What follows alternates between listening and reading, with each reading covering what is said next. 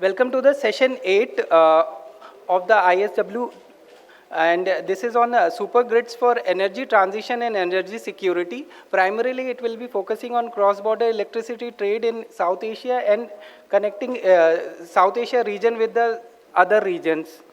Um, the, the event is basically, the session partners are USAID India, Hitachi, and GO15 along with ISGF.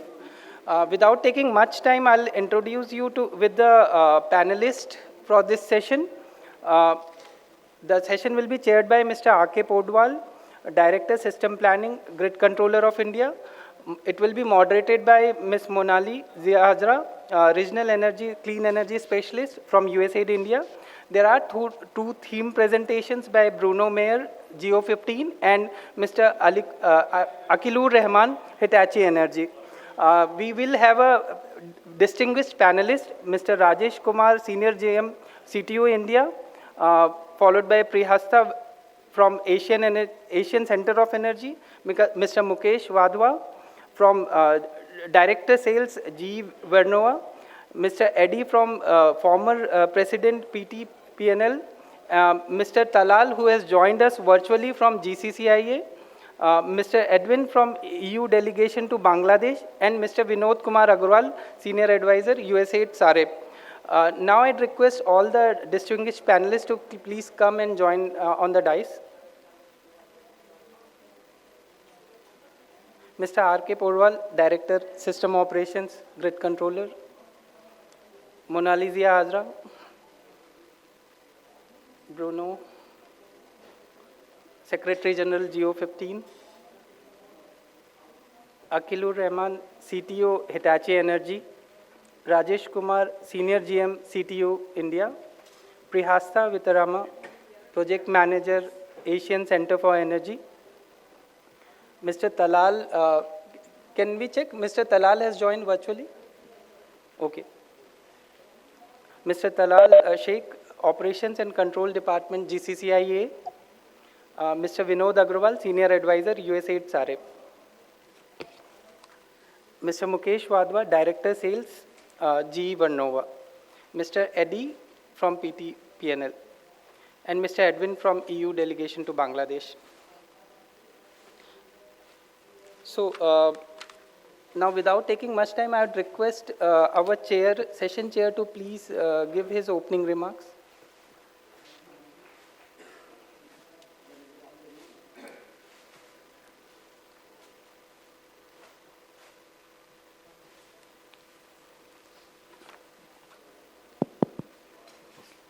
A very good afternoon.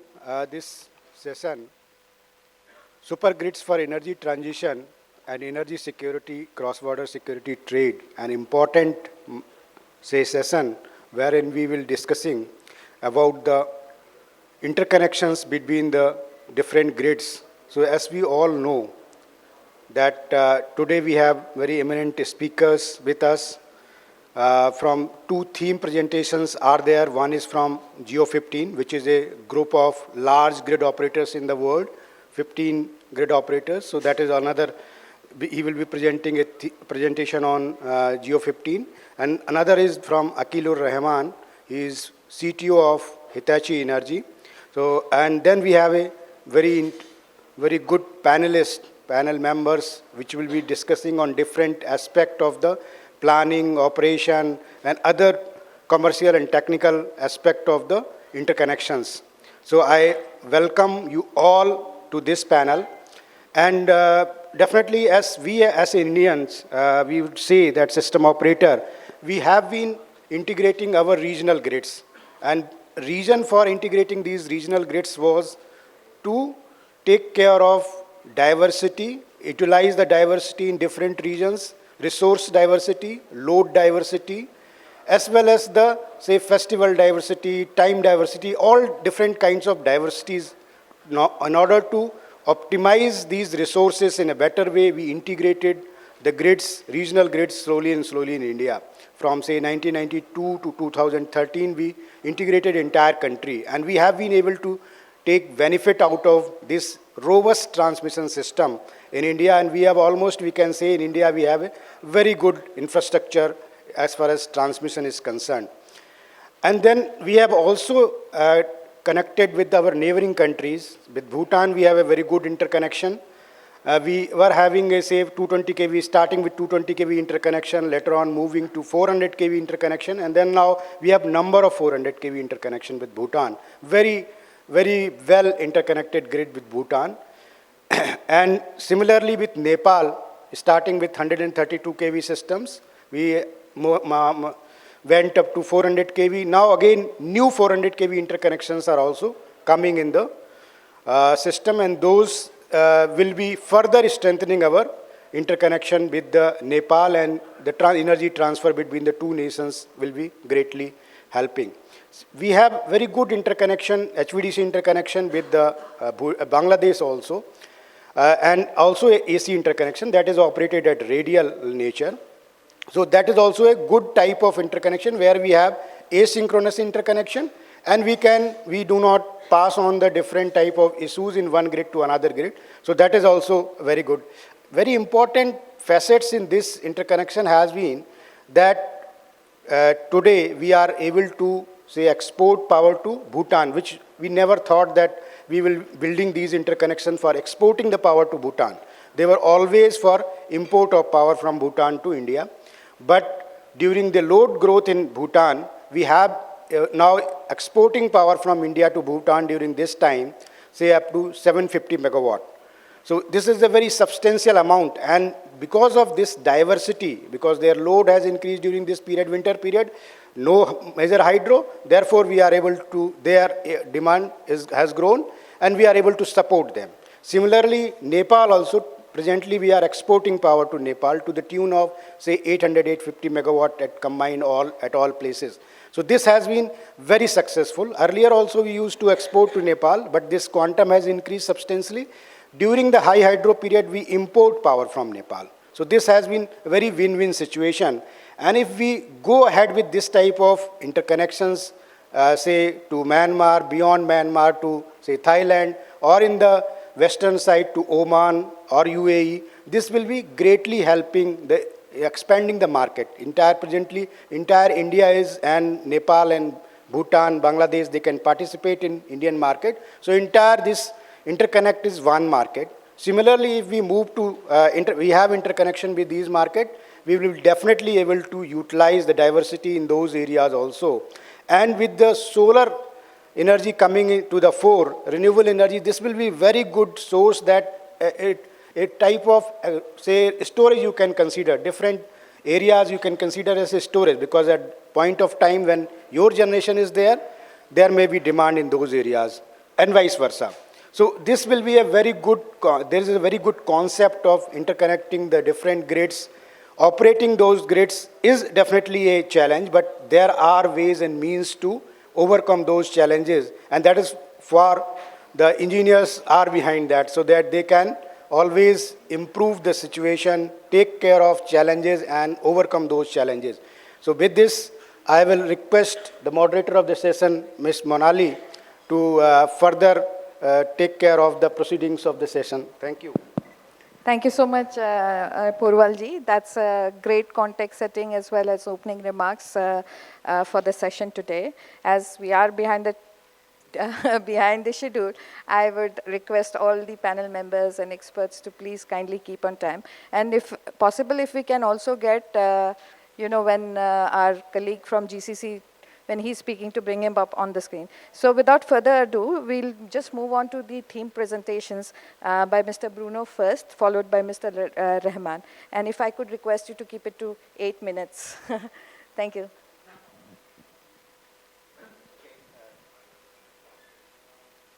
Yes, maybe I can do my presentation from here, if I can have the next slide being presented. Thank you very much, Mr. Moderator and Mr. Chair. The introduction was very illuminating in showing how interconnections are becoming fundamental in power systems operation. The example that was given, for instance, on a country which was, for instance, a net exporter like Bhutan, becomes also an importer, is something which is taking place globally, and it's very interesting to take this as a starting example. So I will have my presentation, and which is not necessarily related to South Asia or Southeast Asia, which is the name of this session, but I hope that it will give you some views on the topics which are being discussed globally. So if I have my first slide, please.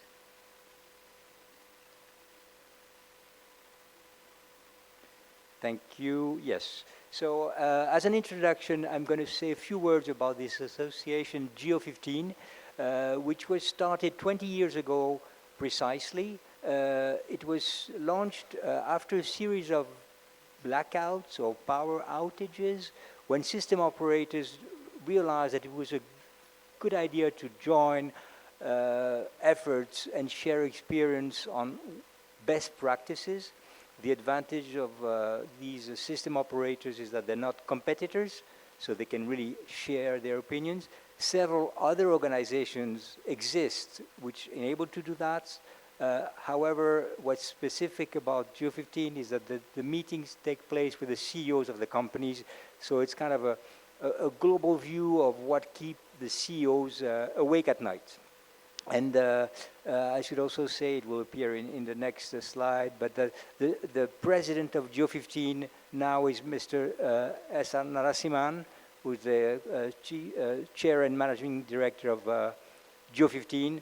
And unfortunately, for personal reasons, he could not attend the meeting, which I regret. Of course, we all regret, but he was supposed to be here today. So the association started on blackouts, and as time came by, the issue of energy transition and reliability became also prominent. And we share discussions on how to build and facilitate a more reliable system. This is the map of our members. So the next slide, please. Maybe this is okay. Okay. The relevance of this association is to discuss on several major topics. One of them is interconnections, and explain and share the view that interconnection are strategic, and this is the main, I would say, takeaway of my presentation today. They enhance security of supply in case of disturbances. They strengthen stability, reliability. They allow resource sharing, and I'm going to say maybe a word right now on this. And they bring economic benefits. I did not say that I'm based in Paris, France, so I've got a European view on things, even though I'm the Secretary General of this global association. The first international transmission lines in Europe were commissioned in the 1920s, so way before all market issues and all that. And this was for reliability reasons. And as time went by, the number of these transmission lines has increased because interconnection became more and more of a facility to operate power systems. So the next slide, please. Yes, if this is the PDF file, I'm not sure whether the movie will be showing. Is it possible to play the? If not, I mean, we were not selected in the Oscars, so unfortunately, it's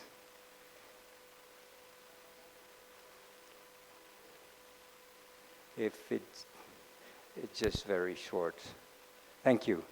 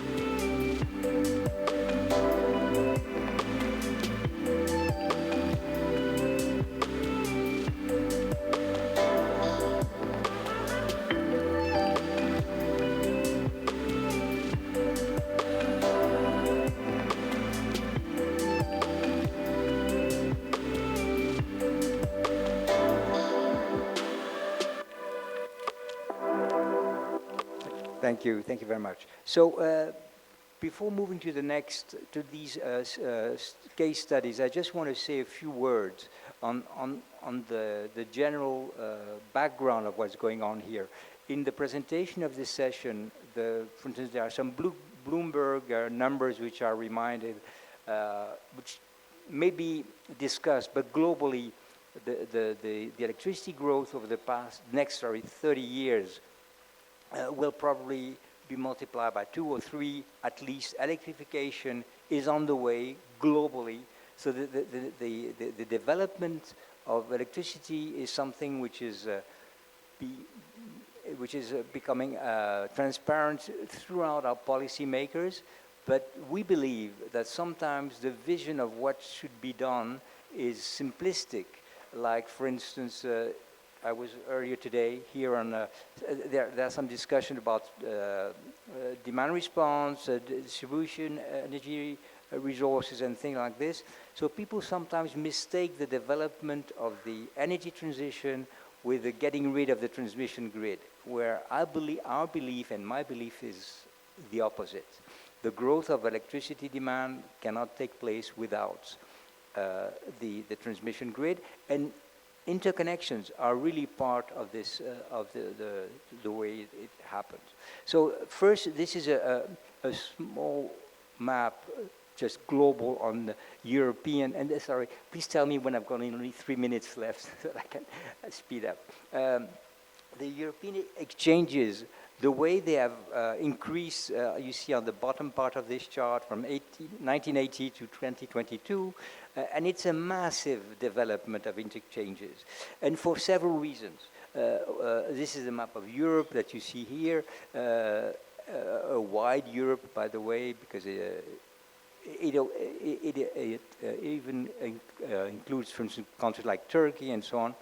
The development takes place because the growth is increasing, but also because the exchanges are changing. For instance, if I take the case of Spain, Spain was a very highly importer country, and now has become an exporter because they have developed a very strong solar and wind capacity. And as they are in an island, not an island, but a peninsula, sorry, I should say. Bruno, 2 minutes. 2 minutes? Okay. Yeah. So development very quick. So next slide, please. And this is just to continue the way the growth is continuing. Next slide. I'm going to rush more quickly. This is also the example of Italy, for those who know the country. The number of transmission grid new lines has just increased tremendously, and now under construction is a new link between Africa and Europe, that is between Tunisia and Italy. Next slide, please. And this is a case of Brazil, which is a continent-sized country, and the development which is taking place there, amazing. Next slide, please. This is, yes, the case which I'm going to, we have the chance to have a panelist from GCC today, so I'm not going to comment on this, but the development there also are very big, with a geographic development which is very strong. Next slide, please. I'm rushing this through. China, likewise. Please, next slide. I want to take some time for my key takeaways and recommendations. This is my last slide. So basically, massive electrification, the electricity demand which could triple in the next 50 years, the development of renewables, and the way, for instance, issues like virtual power plants take place, sometimes mix up the vision of how things should take place in the future. Our view is that definitely interconnections are needed. Transmission is necessary. Our slogan would be no transmission, no transition.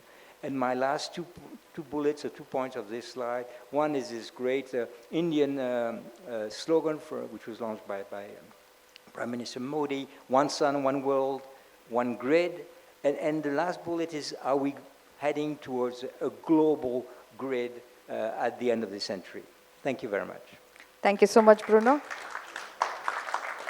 you highlighted the importance of, the transmission, which I presume we'll be hearing more about it, to really benefit from the RE resources in the region. So with that, let us come to our second presenter. We'll come back with another round later on, Bruno. But I'll request Mr. Rahman now to make a presentation.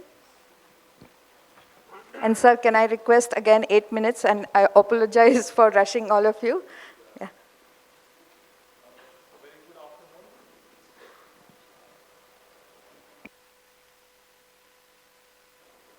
Okay, very good afternoon. So the interconnection and inter-region super grid, I mean, we have been talking about since many years, but I think now I see that there is something very concrete as a vision or guide which is there for us is the carbon neutral or net zero targets by different countries. I mean, as India 2070 and there are other countries 2060, 2050. But a lot of actions, interim targets are also there by 2030 and now also.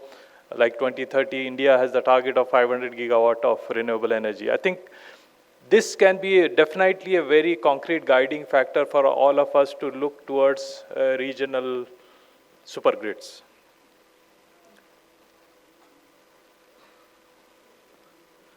So CA last year had come out with a very good report on how the regional availability of the solar, the diversity, how it can help to get us power, not only us, but also the other countries, the regions in this geography.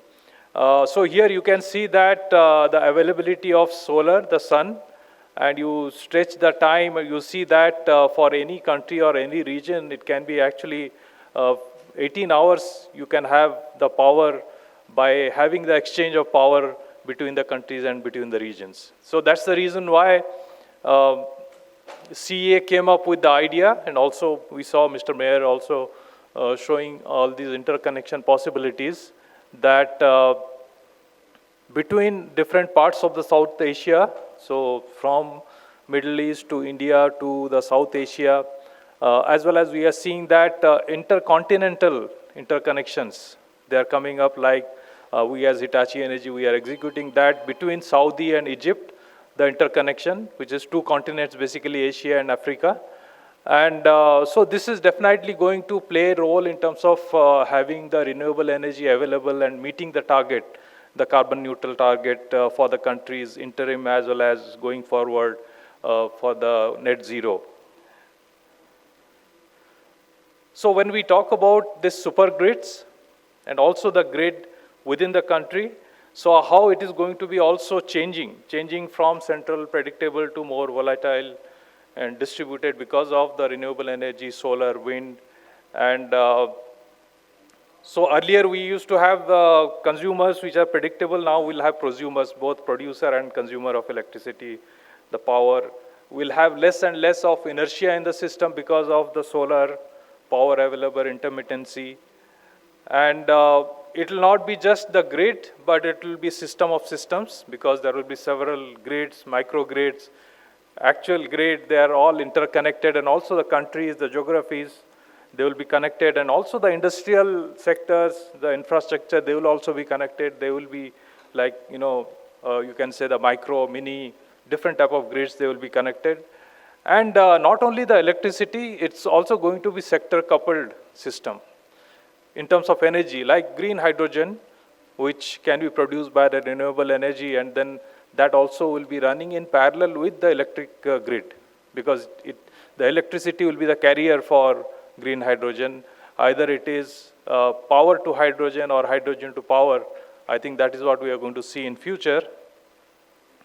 And traditionally, the power system operation has been more prevention, avoidance of fault, but it is going to be in future proactive and predictive fault. So we need to have a lot of AI, ML-based algorithms on top of the conventional advanced mathematical-based algorithms for power system operation. So in future, the system is going to be very complex. So as you see, from generation to grid to industry and large commercial customers, So earlier, this type of diagram was very simple, but now you see that all over there are different distributed energy sources, traditional wind, pumped hydro, and then of course the green hydrogen, storage, microgrid, and on the other side you have electric vehicle charging, you have the mobility, you have the rail, you have the industrial systems needing the electrification. A lot of non-electrical energy also will be converted to electrical energy, or at least electricity as carrier of the energy. So all this complexity, we need control, predictability, and that's why we need also very fast control, and power electronics is going to be playing a major role there.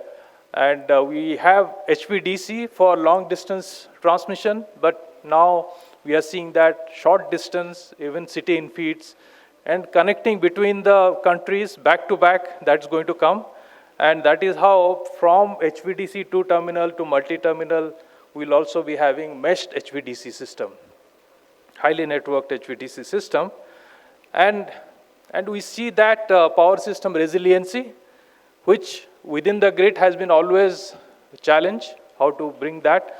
But with this, you can see when we have the super grid, the resiliency, whether it is extreme weather, earthquakes, tsunamis, man-made disaster, outages, cyber security, fuel price, and also power market, the exchange, and on the connectivity side, again, a lot of not only automation, but also digitalization of the power assets. So this is going to bring new challenges, opportunities also, opportunity in connecting all these different grids in the region, but we need to also have a very strong cyber physical, I would say.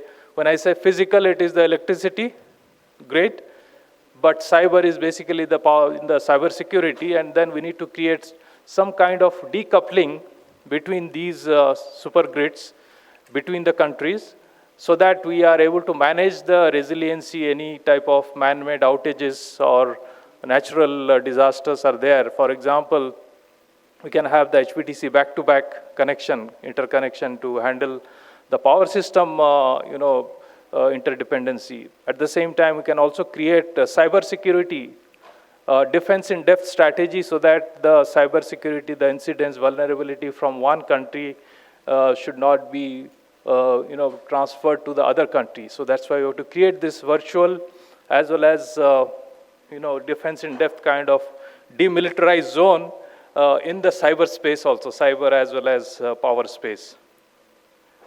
So there are technologies there. So HVDC, as I talked about, whether it's back-to-back, line over land, or maybe subsea cabling, which will be used for this interconnection between the countries, between the regions. But we also have to strengthen the system, because we are going to lose a lot of inertia in the system because of the solar power and also the intermittency. So whether it is system strength, voltage control, frequency control, inertia, so we have technologies, and that's why we say that power electronics is going to play a major role, whether it is HVDC FACTS or converter, inverter used in the BESS, the storage, or in the solar, and grid forming converter, for example. So these are the technologies which are there to address the issue of interconnection as well as intermittency and inertia, low inertia in the system. Sir, can I ask to wrap up in 2 minutes? Yeah.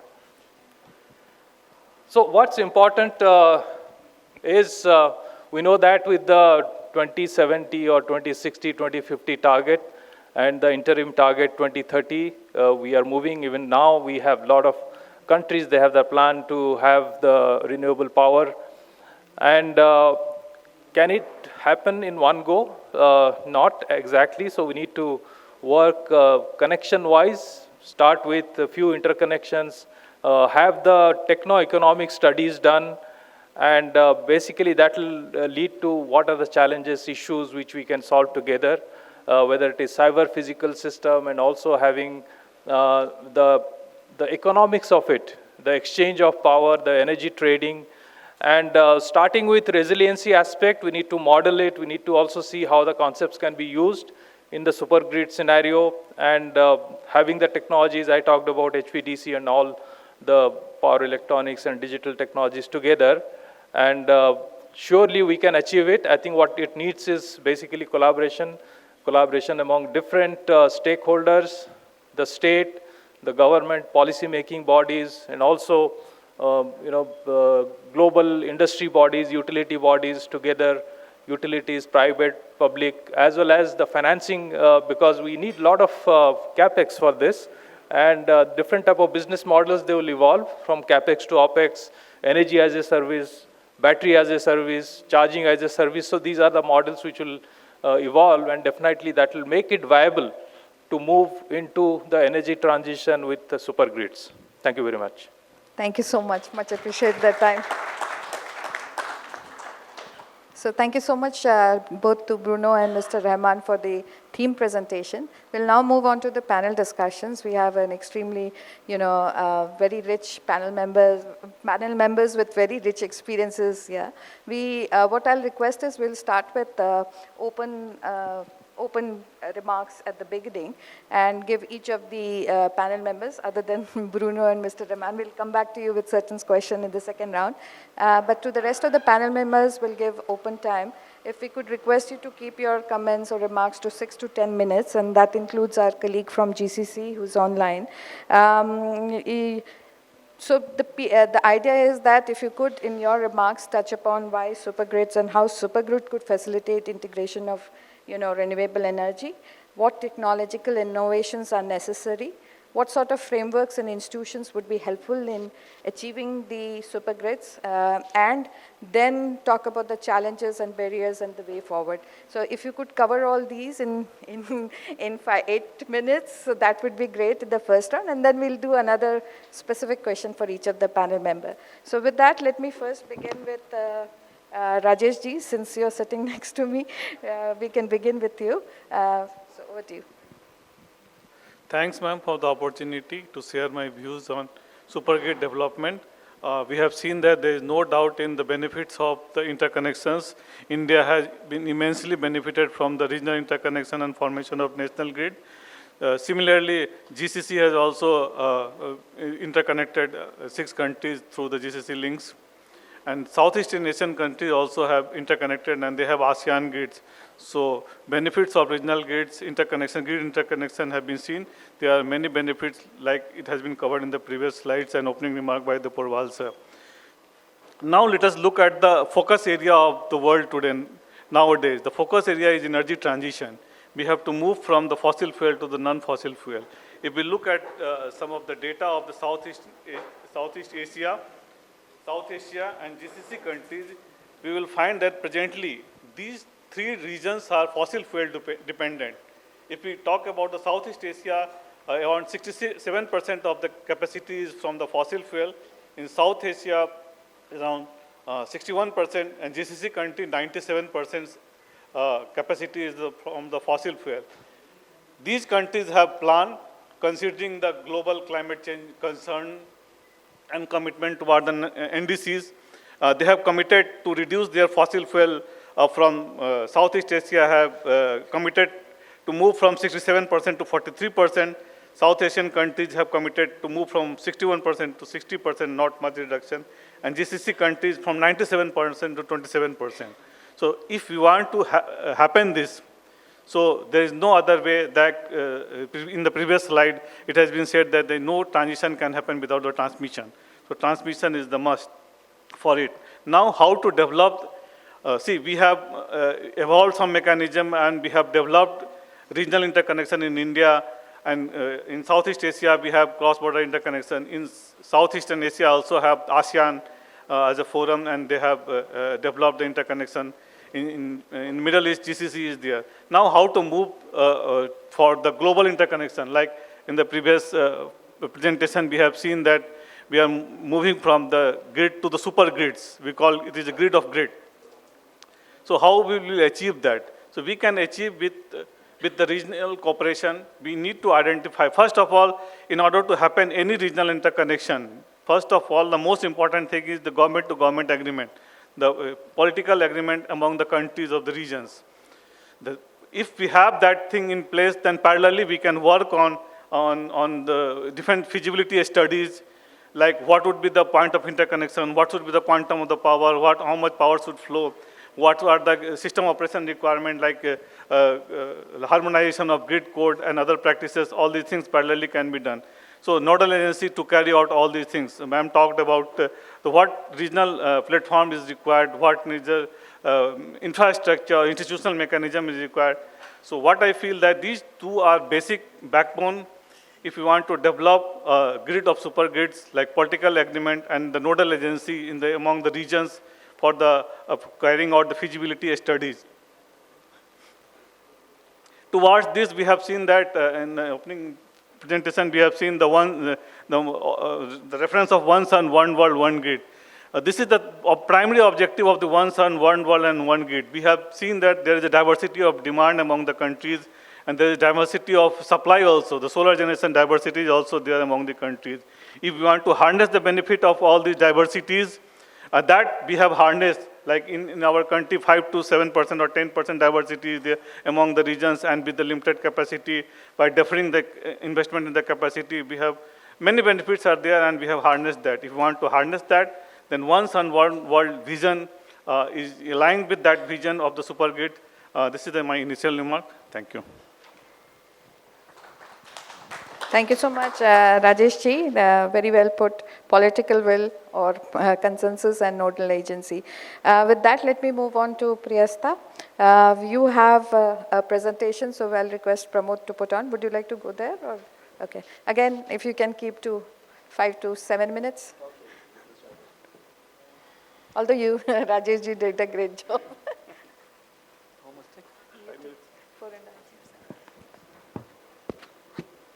Yeah, good afternoon, everyone. Good afternoon, distinguished participants, distinguished speaker and panelists. I'm honored for me as one of the panelists today, and thank you, Ms. Monali.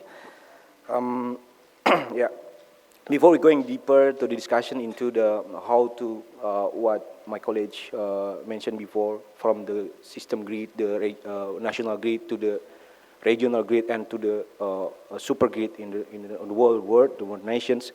Please allow me to share with the participant, with all of us, how about the ASEAN Center for Energy as the intergovernmental organizations in the Southeast Asia look to the ASEAN Power Grid.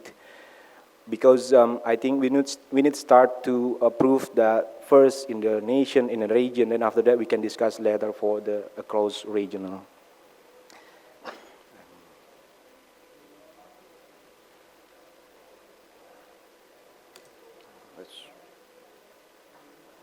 So it's not working.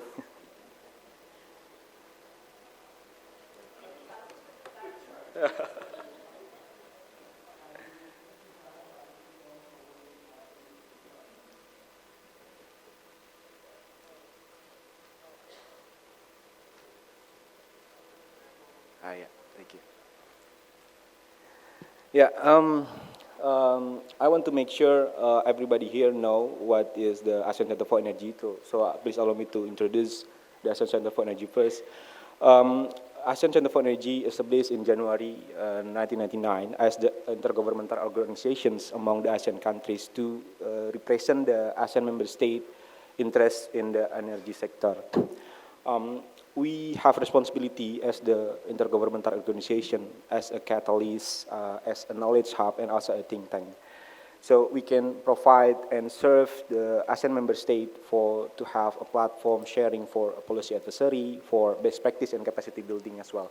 And as a knowledge hub, we can do serve through data management and also publication and disseminations from the ASEAN member state as well. And last but not least, as a think tank, we can do, together with the countries, doing some research and identifying the practical and specific solutions on the policies, on the legal, on the regulatory framework, and also about the energy transition and innovation solutions. And on top of that, what we need to do should we have a background, should we have like a guidance, and the energy guidance in the ASEAN, in the Southeast Asian, we call it with the APAC. APAC stands for the ASEAN Plan of Action for Energy Cooperations. APAC will like I said before, is a guidance, like a Bible in energy sector in ASEAN. There will be serving as the platform for deeper cooperations among the countries in the ASEAN, and also not only among the countries, but also with development partners and also the international organizations. And then with this APAC, we can promote what we have done and what we need in the region to multilateral cooperation and integration in the energy sector. I just want to mention before about the APAC. Actually, now APAC is APAC is now already in APAC 2, phase 2, 2021 until 2025, where we have a theme to enhancing the energy connectivity and market integration in ASEAN to achieve energy security, accessibility, affordability, and sustainability for all. And also we have a sub-theme for accelerating the energy transition, strengthening the energy resilience, and through greater innovations and cooperation. I underscore it through innovation and cooperation. Under the APAC program, area number 1, which is the ASEAN Power Grid, I just want to back first in the first slide. In the APAC, we have 7 program areas that are very, very important in the regional. First thing is about the ASEAN Power Grid, Trans-ASEAN Gas Pipeline, clean coal technology, renewable energy, energy efficiency and conservation. We have also the regional energy policy and planning, and also civilian nuclear energy. And now we want to focus about the ASEAN Power Grid, that is related with these our sessions. So in the program area number 1 in ASEAN Power Grid, we have several outcome-based strategy to make it the APG ASEAN Power Grid happen in ASEAN. First, obvious, we have to accelerate the completion of the APG project itself. Second, we need to work on the institutional framework and regulatory capacity as the minimum requirement to advance the MPT happen in ASEAN. And also, we need to work to try make harmonizing and the minimum technical requirement, because without the harmonizing, we cannot do anything. And then the last OBS, we need to explore the integrating renewable energy, like my colleagues mentioned before. It's very important now to put in all renewable energy sources around the world into the grid. And this is a brief story for APAC and also about the ASEAN Power Grid. Actually, ASEAN Power Grid is one of 6 program area initiative that mentioned in the first APAC in 1999-2004. And now, I think it has been 25 years since the first APAC is released, 1999 and 2004. And then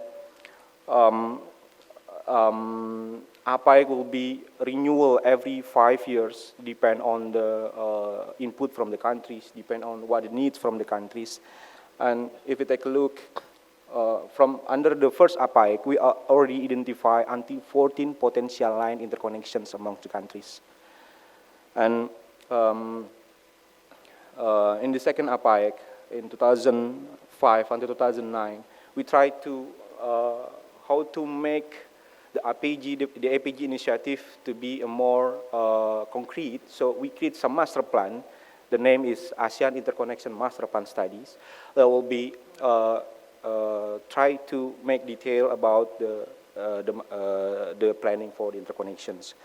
And aims is now over in the first aim, so we need to also update periodically the aim. So under the APAC 2010 until 2015, we also conduct the second aims, which try to input, try to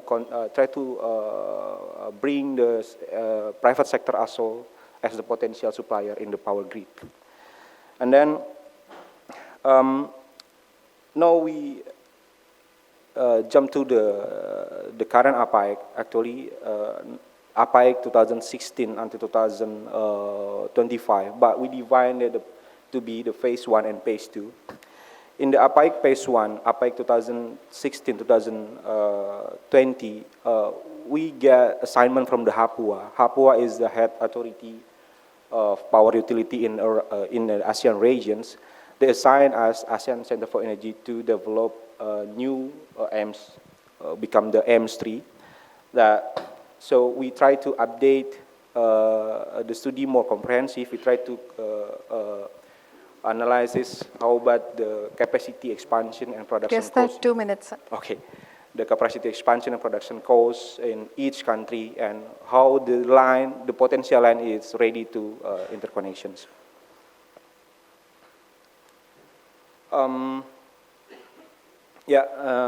This is the current situation for the ASEAN Power Grid, actually. We divide it, become the 3 sub-regions. We have the northern sub-region. This consists of Thailand, Cambodia, Vietnam, Laos, also Myanmar. And then we have south subsystem. It consists of Malaysia, Singapore, and Indonesia. And also in the east subsystem, we have a part of Malaysia, Sarawak, Sabah, and also the part of Indonesia in Kalimantan, Brunei Darussalam, and also the Philippines. Or we can, its famous name with BIMP, Brunei, Indonesia, Malaysia, Philippines. And if we take a look into this map, Indonesia, Malaysia, and also Singapore will be important thing because if we want to connect the whole countries in the ASEAN, the line between the 3 countries will be very, very important.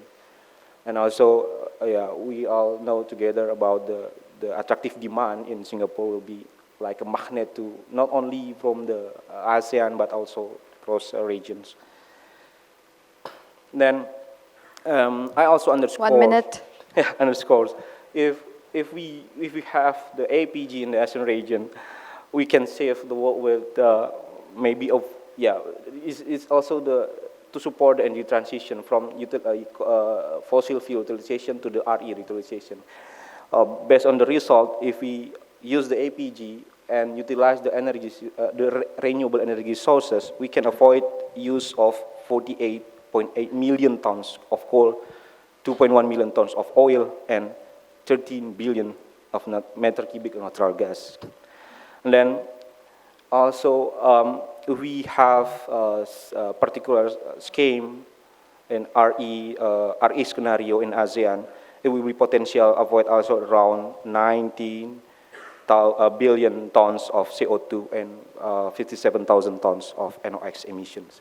Yeah, I think that's a hard driver in the ASEAN sector, how they want to have spirit to have the ASEAN Power Grid to utilize the resources, especially the renewable energy, and then how to reduce the NOx and CO2 in the region.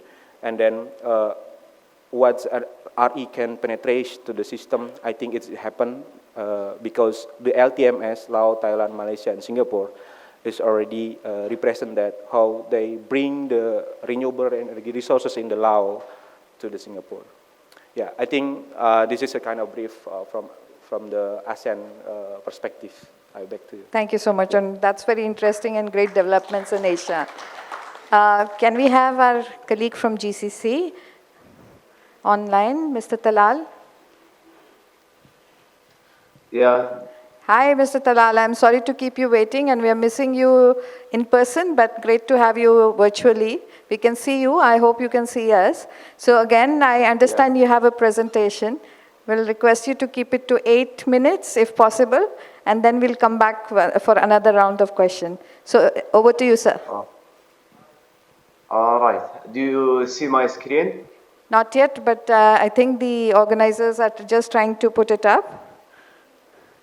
Oh, you have to share the screen. We don't see it. So I see the screen, which is on this side, maybe. Maybe you can pin it, or you can pin it. Okay, that's me. So we do see you, but not yet the presentation. I Do you think see the presentation now? you just need to pin the. Pramod, you can do it. pin the...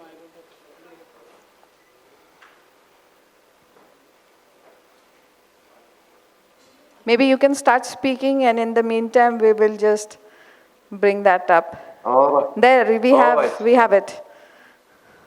All right. Great. Yeah, we can see the screen and you as well. All right. Okay. Good evening, ladies and gentlemen.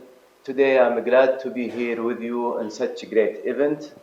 And please allow me to take you through a brief presentation about GCCIA experience in grid interconnection and our future perspectives. GCCIA missions is to be a resilient interconnection grid, ensuring in power security and economic benefits. And our vision is to become a global hub in grid interconnections, emphasizing on innovation, resiliency, and sustainability, and also creating a dynamic electricity market for the region and beyond. GCCIA is connecting the 6 GCC member states through GCCIA 400 kV network, a double circuit 400 kV overhead line linking from Kuwait to UAE through Saudi Arabia region with tabs to Bahrain and Qatar. Bahrain is connected by 400 kV submarine cable, while UAE and Oman are connected through double circuit 220 kV overhead lines. KSA is connected through back-to-back HVDC converters due to the difference in operating system frequencies. KSA is operating on an average frequency of 60 Hz, while the remaining GCC member states is running their system frequency on average of 50 Hz. Cross-border interconnection boasts the power system for overall interconnected parties. However, those are the most technical and economic benefits and advantages of being interconnected. Reliability and stability improvement. Interconnections improve the overall reliability of the power grid as well as the overall stability when a region experiences a shortage or power disturbance. Power can be immediately imported from neighboring region, reducing the risk of major power disturbance such as blackout or even partial blackout. Also, interconnection provides the opportunity for resource sharing. Mr. Talal, sorry to Region- interrupt you. Are you moving the slides? Because we are still stuck on the first slide. Yeah, now we see the GCCI network. Okay, go ahead. Oh, sorry. Okay. And now, We can see the GCCI network. The slide, please go on. now I'm in slide number 4. Yes, that's correct. Slide number 4, advantages. Yes. Resource sharing. Regions with excess generation capacity can be export electricity to regions with higher demand, helping to balance supply and demand and also reduce the need of building a new generation facility. Also, cross-border gives the power grid more of flexibility, which allowing to integrate large scale of renewable energy and accommodate its operational challenges. Last but not least, economic benefits. No doubt, interconnection is opening and bringing a lot of economic benefits, such as getting access to most cheaper and efficient generation, and also allowing and enabling for power trade and power exchange. We will explore the economic benefits in detail in the coming slide, so just bear with me.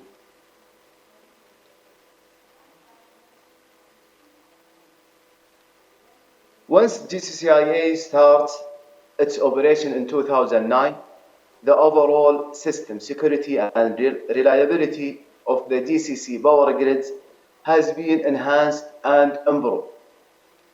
Since 2009 and until today, more than 2,700 events were recorded in the GCC grid.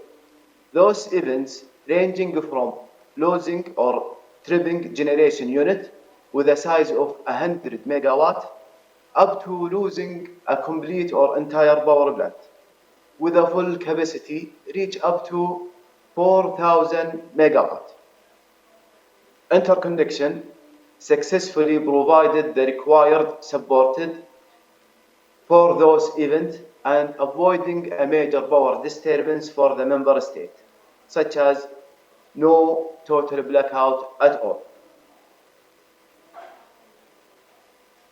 There are ambitious plans by the GCC leadership and decision makers to diversify the generation by integrating more of renewable energy sources into the power grid for the coming future years.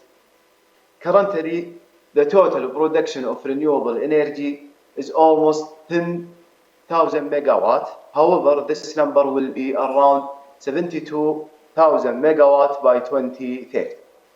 High penetration of renewable energy sources would create operational challenges for the system operator. Replacing the traditional thermal units such as steam and gas turbine with inverter-based units such as PV, wind, etc.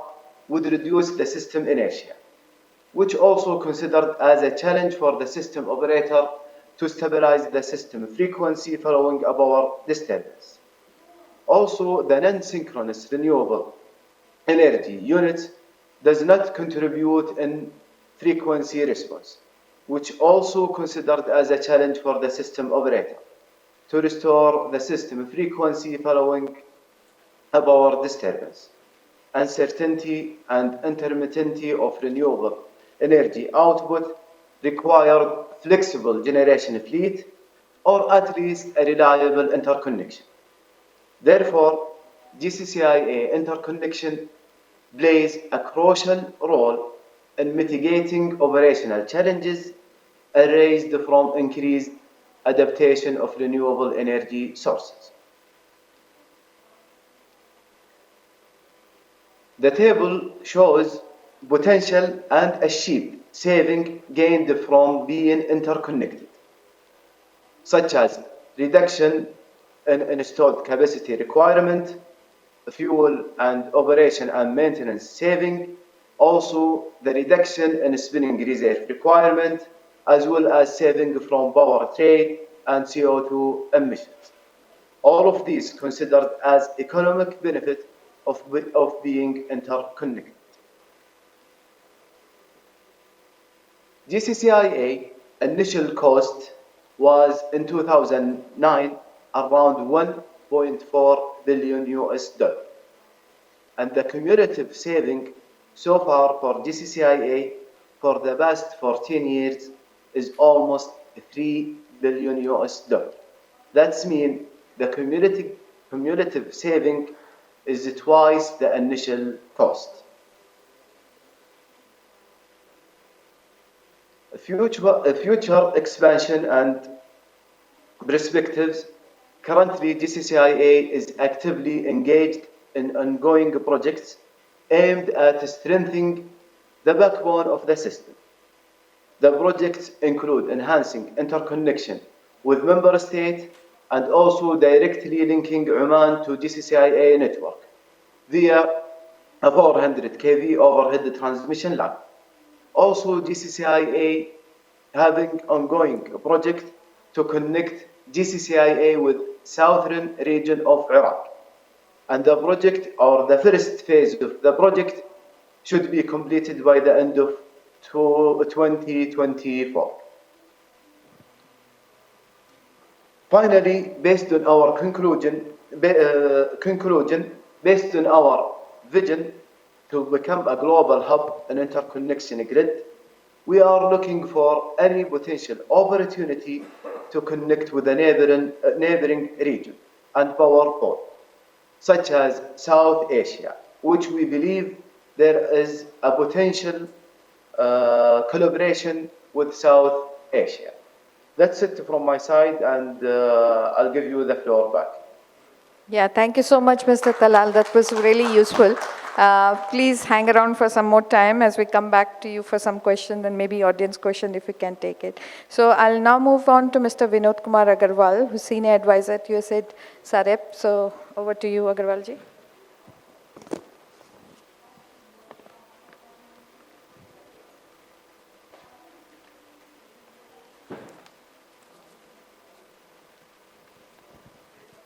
So Agarwal ji, again, request is to see if we can keep between 5 to 8 minutes.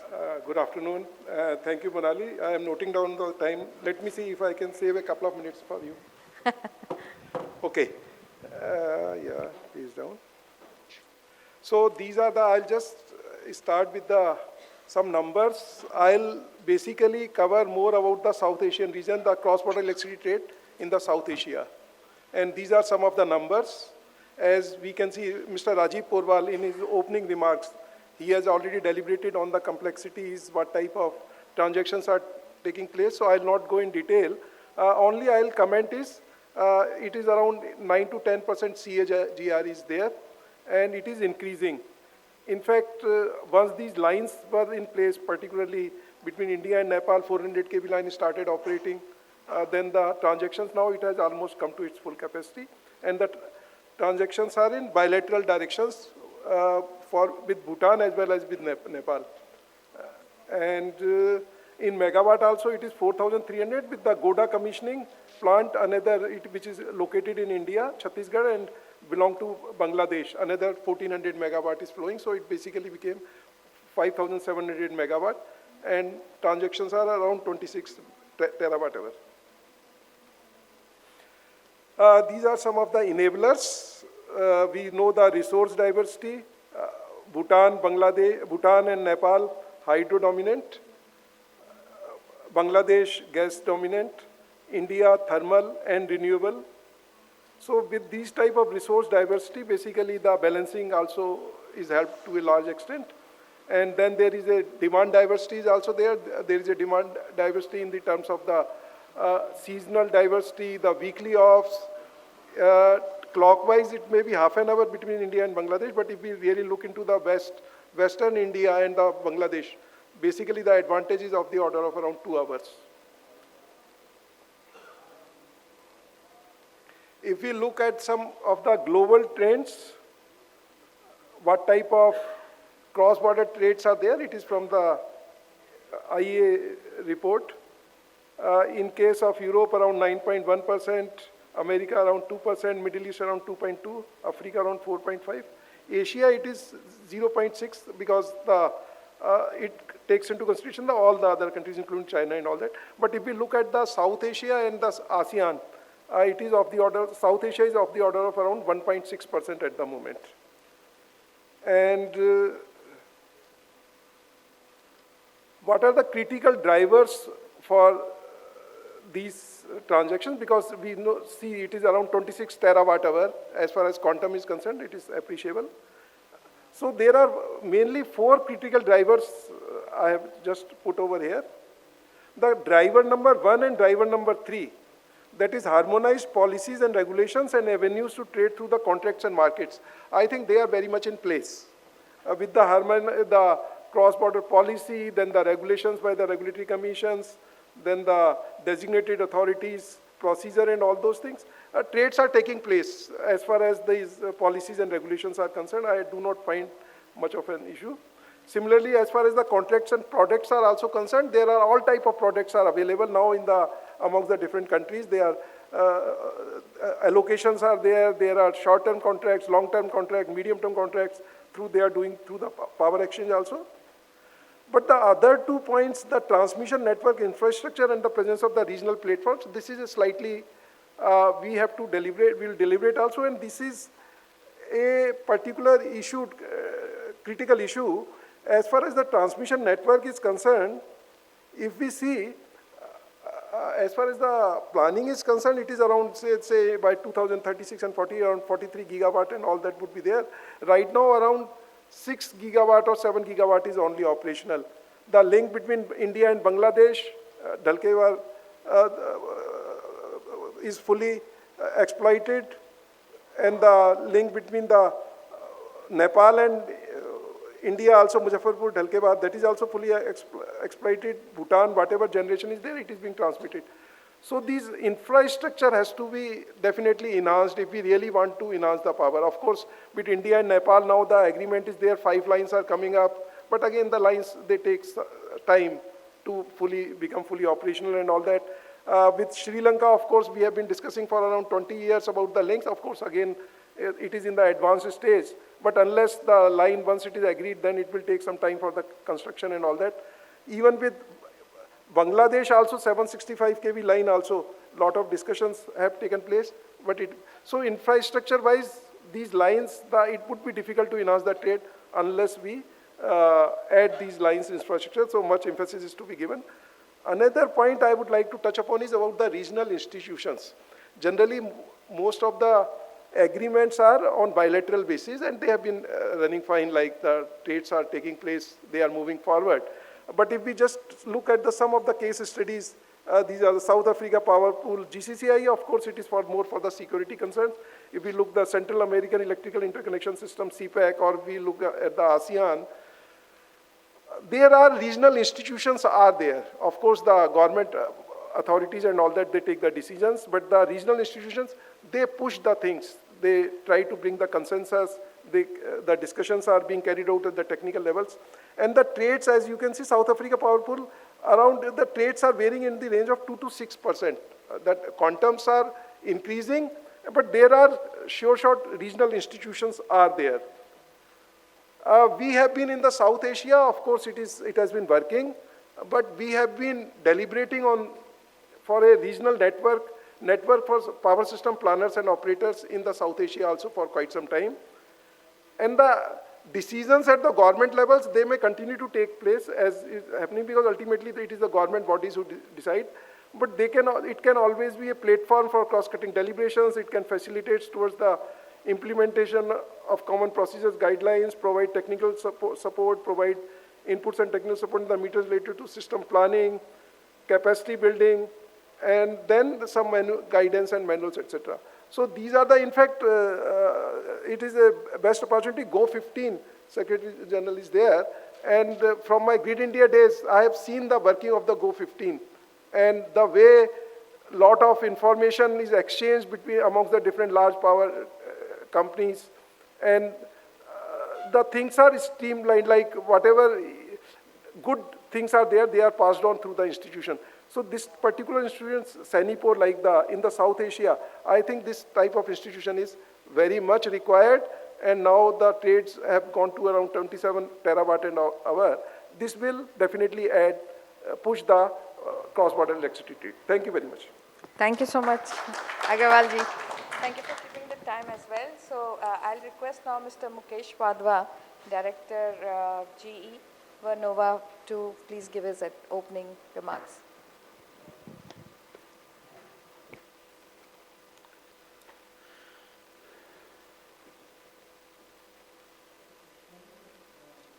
Is it coming? Can you help me with the slide? Just to share this one. This one? Yeah, that's it. First slide. Will do it? Thank you. Thank you, everyone. It's a very intense subject. A lot has already been said on this, but what I can share my 2 cents here on this. So yesterday also we were listening to the chairman, CA, Mr. Ghanshyam Prasad. So he was very positive about all the cross-border trades. So he spoke about, even power from Singapore, Thailand, Saudi Arabia, and Sri Lanka. And the same has been mentioned by Mr. V.K. Agarwal also. We saw in details GCCIA. We saw, thank you for, showing up ASEAN, what we saw, what is happening. So all in details. We also saw in detail what Mr. Rahman showed on the complexities and the technologies of the future which are going to come. So what I wish to share here is very small things, that yes, super grids are inevitable. They are here to stay. They are here to come for sure. So one thing Mr. Meyer said, the supergrids are not new. I mean, cross-border trade is happening for a long, long time, maybe not in our geography, but other geographies. So we saw a map starting 1980. That's what I could recollect from one of the presentations, and it is going all the way to the future. So, but what's changing? The narratives and the needs are changing. So at one point of time, my first exposure with the multi-country was there was a ring in 2004. There was a ring around Mediterranean Sea. There was a circuit starting from Spain, crossing the Mediterranean, going to Morocco, Algeria, Libya, Tunisia, Egypt, going to Syria, Jordan, and back to the Turkey. So that was the circuit when we saw in 2004. We tested. I mean, that was the need to have the balancing act. So that was the act of balancing. At that time, there was no energy transition happening, but act of balancing. Spain was acting as father figure. Egypt was there with 15 gigawatt of power. Other countries were 2 gigawatt, 3 gigawatt. So just to balance the disturbances on the smaller thing, we had that bigger ring working. Though the project life was very short span, few years, just because of one problem which always comes, challenge which I'll speak, that comes, geopolitical situations always disturb these things. That's the first challenge which comes, is a geopolitical, that thing. So first was, yes, it was balancing act. The second need of these grids are shortage of power. Wherever there is a shortage of power, we need to bring it. For example, if we talk about CASA 1000, that's the project in Asia. So there we want to harness the hydro energy of Tajikistan, bringing it to Kyrgyzstan, bringing it to Mongolia, which is there. So doing that journey via Afghanistan. So that's the journey. So the thing is, there is shortage of power. Another need is regional economic intersections that they are to be done, like we are doing, the excess of power. And the last one, which has come, is the energy transition.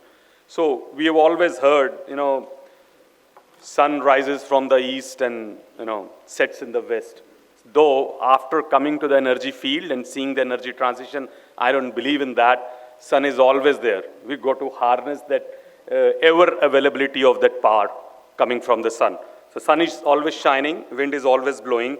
So these interconnects or the supergrids are allowing us to harness that power at every point of time, because sun is shining anywhere, some places.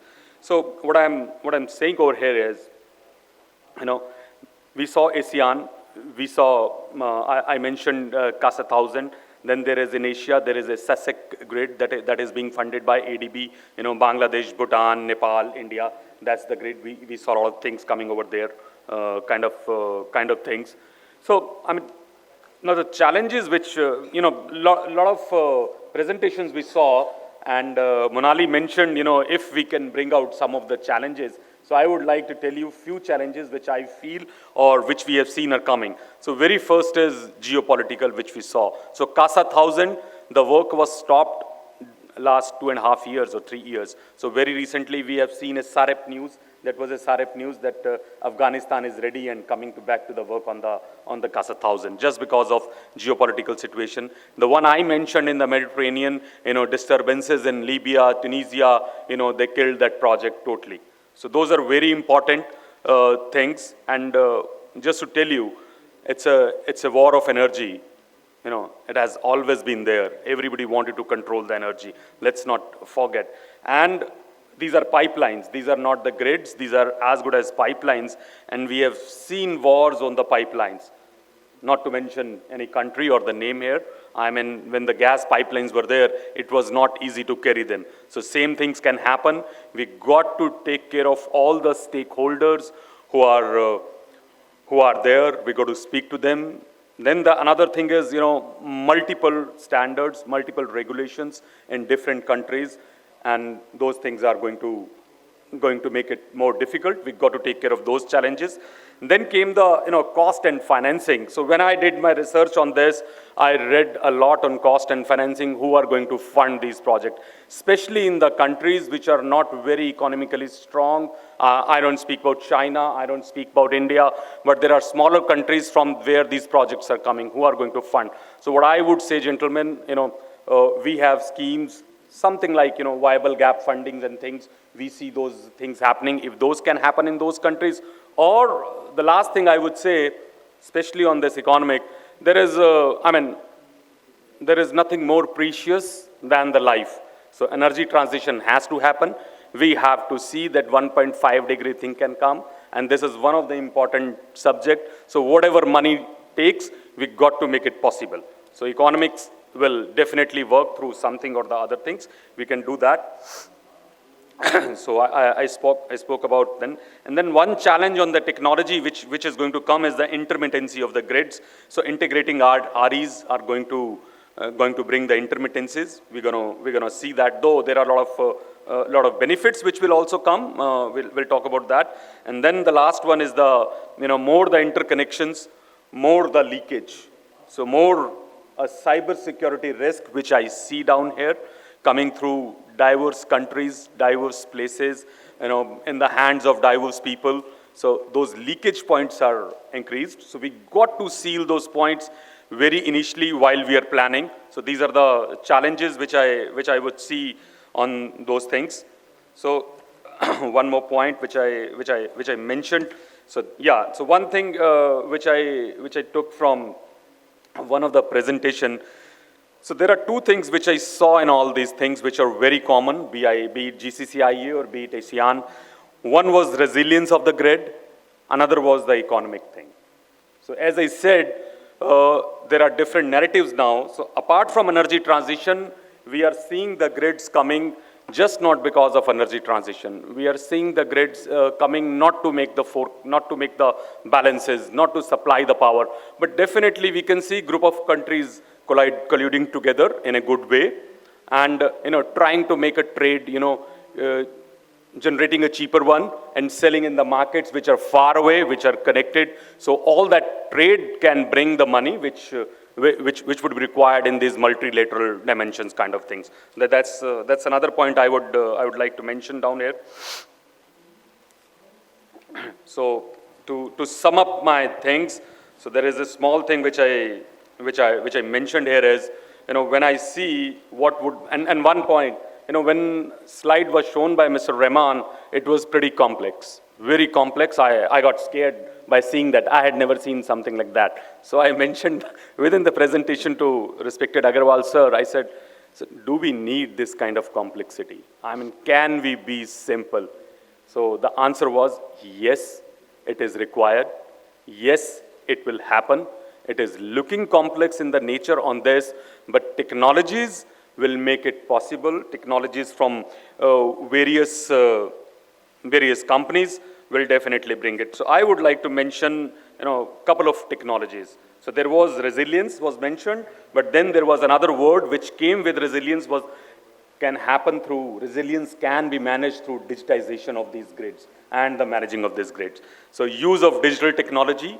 So we know in India is, we are doing interconnection between regions. We can do it different countries also. And we have shown also. It's just now handling the bigger piece. So pilots are done. The bigger ones are coming as in the form of supergrids. So digital technologies, what kind of technologies we need, which are already established in India. I don't see these technologies established everywhere. So automatic fault analysis, like we have solutions or the technological. Sir. 1 minute. One more minute? Yeah. I'll do it, no worries. So technological solutions where we can, pinpoint where is the problem so that it can be solved quickly. That's the one. Calibration of relays and configuration of relays remotely, just to have a robust protection system. And the one, dynamic line ratings, because one place sun is shining, another place not. If we can do the digital dynamic line rating onto those things, and a good forecast and committing. Reactive powers, induce the reactive powers in the RE because of the RE. SVC solutions can do that very well. PMU VAMs, those are the solutions which are required for this. So my last thing, the last line I would say we are successful with these supergrids the day I would be driving, or we all would be driving an EV vehicle in the day which will be run by the shining sun of Leh Ladakh. In the evening, it is being run by, that's an echo. So in the evening, it is being run by sun-drenched desert of Saudi Arabia. In the night, when I'm driving my EV, it is being run by some wind blowing in the Europe. So all 24 hours, I have that. I would say this is a success. Thank you very much, gentlemen. Thank you so much, Mr. Mukesh, for highlighting the challenges as well as some of the technological solution. With that, let me come to Eddie. Eddie, if you can also take 5 to 6 minutes, maybe. Thank you very much. Good afternoon, ladies and gentlemen. It is my pleasure to be here, trying to explain what I have in mind on a supergrid case. And to do that, I must firstly introduce myself.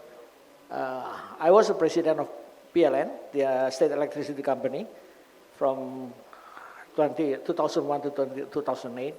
I was the one attend the meetings with ASEAN ministers on creation of Asian Power Grid back there, 1997. And of course, I was very young then, and naive as well. And we set target of many interconnections. We learned about the benefit of having interconnections, and we set a target. Some of them is taking 10 years in the target. And because I'm young and naive, I asked, why can't we make it sooner, earlier?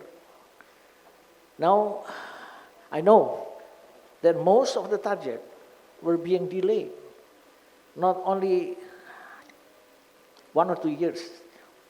Those that were being targeted to be in operation by 2015, for instance, now, until now, haven't even started. That prompted the question to me, what happened? Why? Why are we so delayed in this part? And I come to the conclusion, and after reading some good paper from, the name is from Hochkova et al. Yeah. He explained about socio-technological impact of supergrid. And then it's an eye-opener for me. He emphasized that we should think this complex technical installation like a supergrid as not only from the technical point of view. And he mentioned there are 7 things that might becoming resistance to the creation of supergrid. The topmost is geopolitics. And I feel that this is very true. This is very true. Look at what happened in ASEAN. We, head of Asian public utilities, we are all monopolists. Utility monopoly in our countries. And our economic decision, tariff decision, should go through the government, through the political process. And that's really causing delays. I give you one example. The Sumatra Peninsular interconnection that was designed by in 2001 or 2002. It took so many years of political discussion until finally Tenaga Nasional Berhad find that it is much easier to build his own power plant in Semenanjung and buy coal from Indonesia. Mission accomplished for them, and we lost the business case. So the key in any supergrid, I think, will be the business case, where the money goes, where the value creation is there. I was told that we are now discussing also the India, Bangladesh, Myanmar, Thailand interconnections. And that makes me think, after knowing Thailand, the GDP growth, the electricity tariff, I'm not convinced that Thailand will be the best off-taker. Thailand, average tariff is around 9 cents. Not much different with India. Then why would India send electricity to Thailand? Then my mind thinks about Singapore.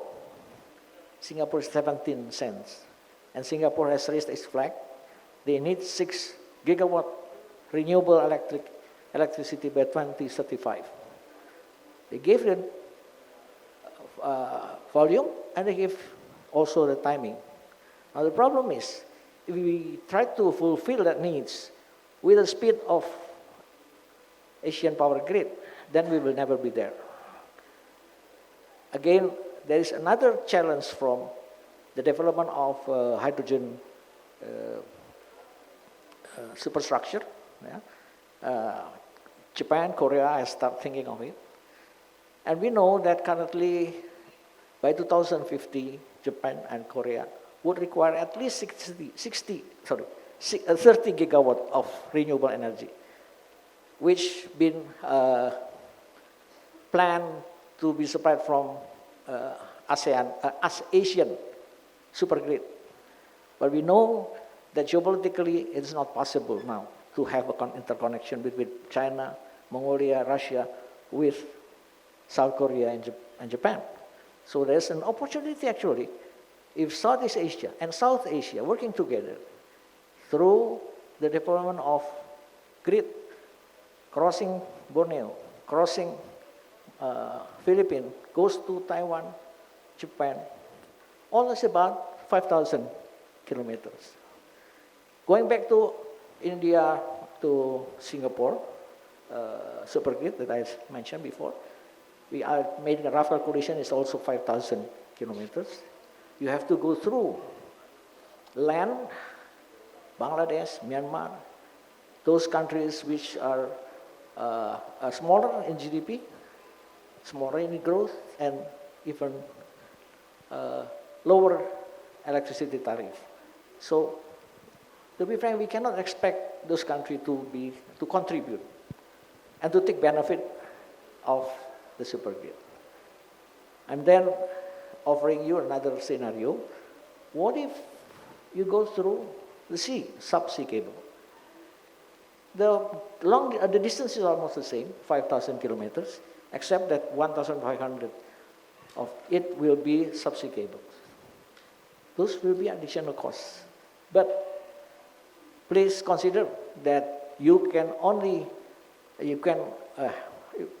only to have a bilateral discussion between India, Indonesia, and Singapore, 3 countries.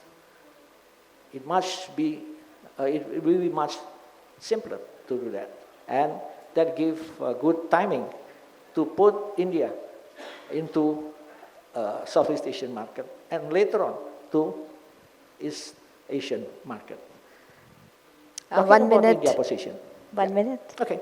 Talking India position, I admire India because India currently is already implementing and even manufacturing the ultra-high voltage DC system.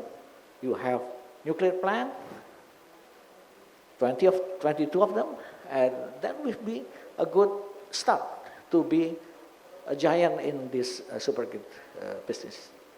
So I hope that by this session I can jog you up to the new horizon, to the new development. The key is G2G only as an umbrella. Let business to business do the thing.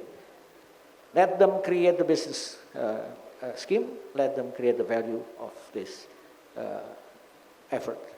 With that, I've concluded my presentation. Thank you very much for having me. Thank you so much, Eddie. With that, let me go to the last panel member for this round, Edwin, who's been patiently waiting. So, Edwin, over to you to give some remarks. Yeah. Yes, thank you so much, and many thanks for to the organizers, GO15, Hitachi, and USAID, and ISGF for having us in this really rich, information-rich workshop. I worked for 5 years in New Delhi on climate and energy, and since half a year I'm working in Bangladesh, where I will enjoy working for the next three years. And one of the projects that we will be leading from Bangladesh is actually a project that tries to complement all the ongoing work in the area of regional energy connectivity, focusing on India, Nepal, Bangladesh, and Bhutan, and possibly also the link with Sri Lanka. For us, this is a key element of the green energy transition. In Europe, the first focus is energy efficiency, then electrification, and the electricity to be produced through clean sources, renewable energy. The grid, a strong grid, storage, but by having a clever grid to avoid to need too much storage. Then we know that some sectors cannot be yet electrified, so there we focus on green hydrogen and biofuels. And a very important element of our green energy transition is interconnection in Europe. We know that in the coming years until 2040 we will need to invest 6 billion euros per year in cross-border interconnection projects, 6 billion euros per year, but we also know that this ensures savings of 9 billion euros per year. It really brings down the costs of our green energy transition. We've also seen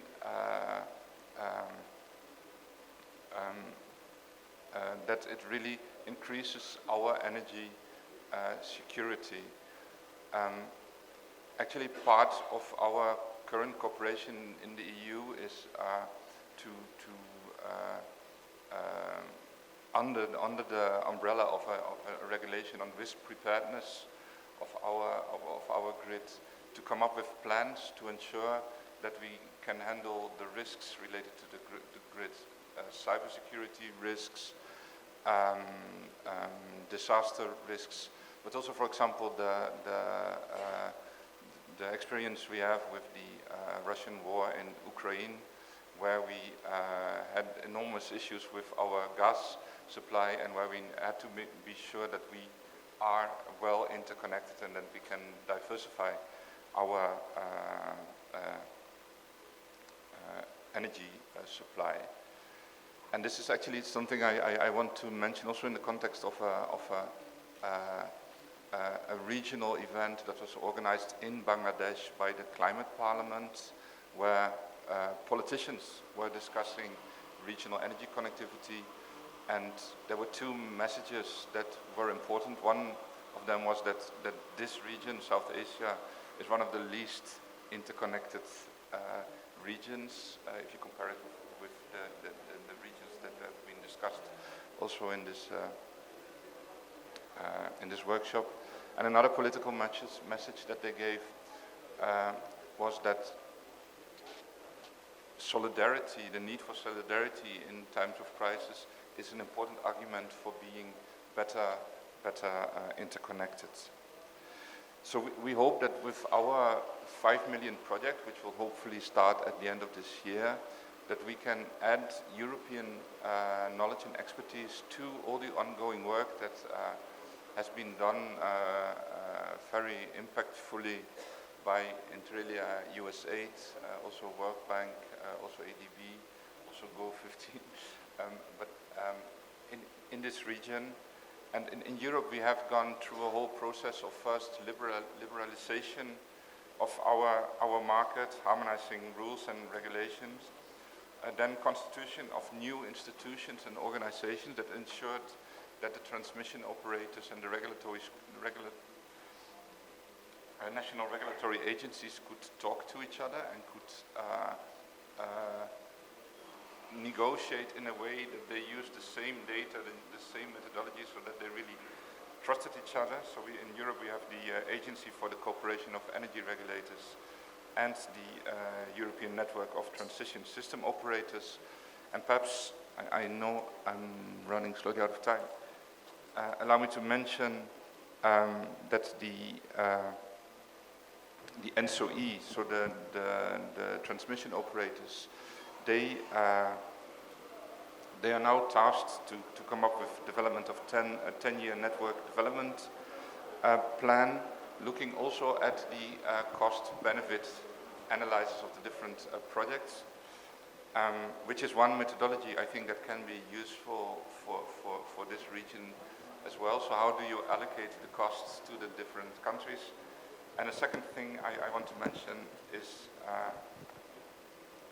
we have created the Trans-European Network for Energy that looks into projects of common interest, which often are not commercially viable, and they are extremely important for this interconnection.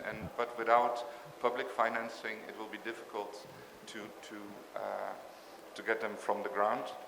And so there we also want to share experiences on how are we doing this in Europe, and how and whether, it's also a question because this is a different region, it can be also applied in this region. I think I should stop here. Thank you. No, thank you so much, Edwin. And it's great to hear, the savings and the, benefits which from ASEAN or GCC or from the European Union. That's really, sets a good example for the other countries and other regions to follow. So what we'll do now is do a quick round of questions, specific questions for each of the panel member. But I'll request again that since we started late, so we are going over the time, but we'll try to keep it within 2 to 3 minutes. If we can request the panel members, that would be great. So I'll begin with Bruno, Secretary General at GO15. So GO15 provides a great opportunity, for the leading system operators or power system operators to, discuss and share experiences. But we do not have such a system or, mechanism in the South Asia region, where all the system operators are of different sizes and maturity level. So in case, what can we do to enhance such cooperation and coordination among the system operators in South Asia? I mean, if you can speak from your experience, and how did you go about, bringing all the system operators together, that would be great. Over to you, sir. Thank you very much. A good point. One way of answering is that certainly there is a benefit from exchanging among system operators. I like the slide that our Asian colleagues showed about the catalyst, think tank, and knowledge enabler or something like that. I don't recall exactly the wording, but it's true that this is part of how to have a safer and better system overall. My participation here, and I would like to thank the organizers for inviting me here, is also a way of sharing information between, let's say, this global association, GO15, and an audience which is not necessarily represented in GO15. Another part of the answer is, of course, the easy one, that Grid India is not only a member of GO15, but its chair, Mr. Narasimhan, is the president of GO15. So it's also a way of getting things done. At the same time, I'm in favor of very agile exchanges. So it's probably not a question of having, let's say, one more organization to kind of oversee what's being done amongst different bodies, but probably facilitating exchanges. In, for instance, panels like this one, where not only we speak here during these 2 hours, but also we make contact with people, we know people better, and then exchanges can be done further. Thank you. Thank you so much. So I'll move to Rajesh Ji. Rajesh Ji, we heard Mukesh Ji as well as Eddie talk about connecting South Asia, Southeast Asia, and also, GCC, Gulf country. So from that perspective, we have seen that it's been done, interconnection of different region in a large space, like NSOE example was also given by Edwin. So in your opinion, what steps can be taken to enable such a multilateral cooperation to link, bring these different regions together, South Asia, Southeast Asia, as well as GCC? Thank you for the question, ma'am. First of all, looking at the development across the regions in this session, I am happy to foresee that The super grid is not a big dream now. I can see it is happening in my service period only. Because I can see only two links. If we move from west to the east, European Union is connected, strongly interconnected, and European Union is connected with the Africa as well, through Morocco, through Euro-Asia, Euro-Africa link. And I have seen that the GCC link is, GCC also getting connected with the Africa, like Medina, Badr, Tabuk link. If we connect Middle East link with the South Asian grid, then we can have interconnection of GCC grid with the South Asian grid. And we have already seen that the Southeast Asian grid is already well connected. 9 out of 10 countries already interconnected, and Philippines, I see that there is a plan to connect Philippines also with the ASEAN grid. So if that ASEAN grid is interconnected with the South Asian grid, and for that only one link is required. So with two links only 2 links, we can see more than half of the world getting interconnected electrically. Now how to do it?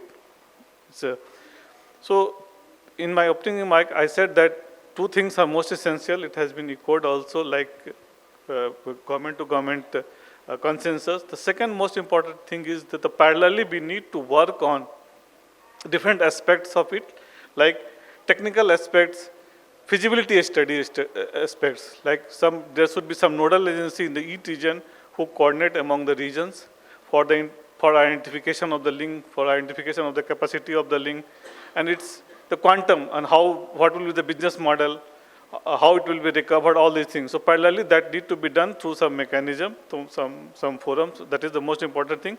That can happen even without the consensus of the government. That parallelly need to happen so that it will also enable government to take decisions. That is the thing. So nodal agency for system operation, for planning, for business model development in each regions to coordinate among them. Like in ASEAN, we see ASEAN Center of Energy is one of the regions. In GCC, in Middle East, there is a GCCIA. So these agencies need to work as a nodal agency and interact among themselves to finalize the roadmap and plan. Thank you. Thank you so much, Rajesh ji.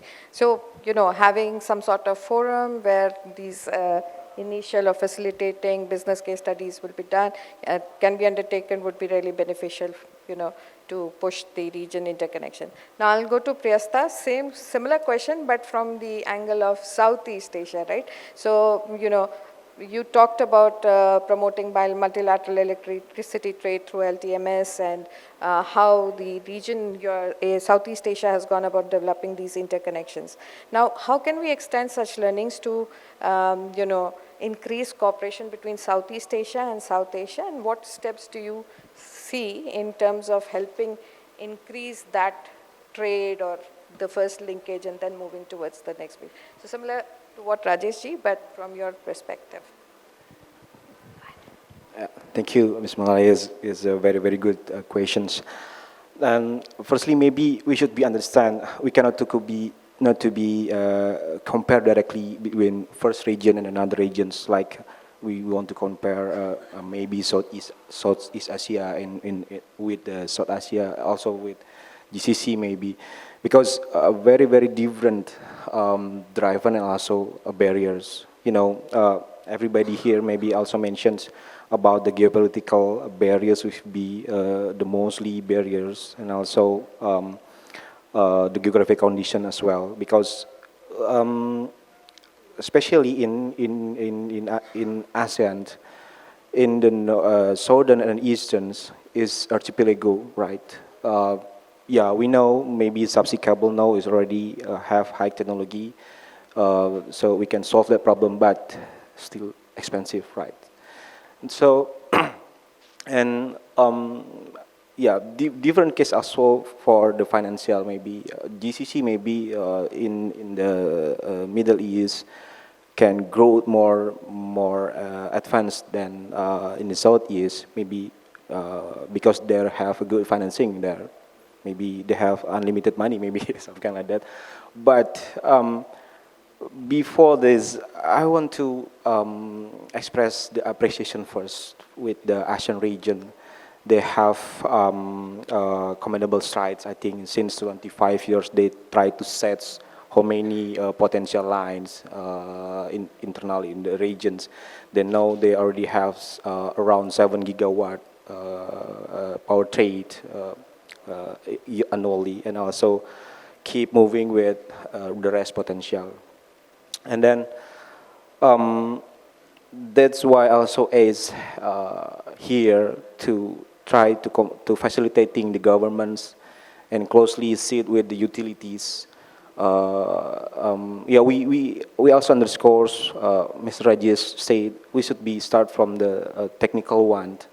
We need to closely sit with the utilities, create the studies, specific study like feasibility study, and then make sure when we have done with the feasibility study, we can bring that to governments to give input with the government. Okay, this is the potential line is visible, not only in the technical perspective, but also in the business scheme, and also from the financial scheme. Then after that, maybe we can put them also to the official meetings in intergovernmental ASEAN. And how to extend also the successful of the LTMS. Maybe we can learn from the LTMS, then extend this to another regions like South Asia to Southeast Asia. Yeah, we have a lot of way to achieve that, but also a good input from Pak Edi. He mentioned about we have another way beside try to connect Myanmar, Thailand with BIMSTEC. We can directly maybe using the subsea cable from the India directly to Sumatra and using the Sumatra peninsular line to be connected South Asia and Southeast Asia become the super grid. But yeah, I think we need to hold more event like this to facilitating, or we can create platforms inter-regional.